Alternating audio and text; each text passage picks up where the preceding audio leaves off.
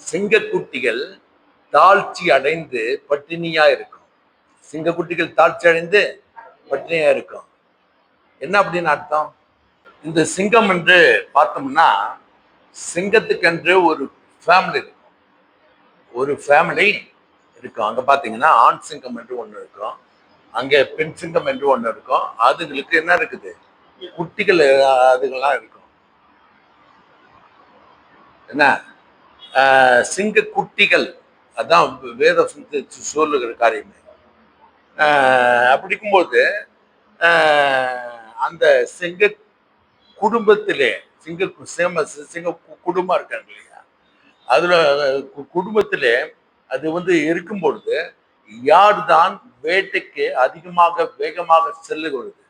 பெண் சிங்கம் தான். பெண் சிங்கம் தான் வேட்டைக்கே போகும்.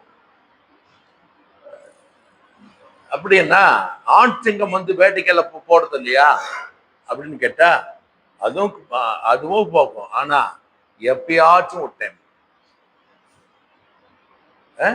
இதனால இந்த பெண் சிங்கம் வேட்டையாடி அதை கொண்டு எங்க போடுமா? அந்த சிங்க குடும்பத்துக்குள்ள கொண்டு போடும்.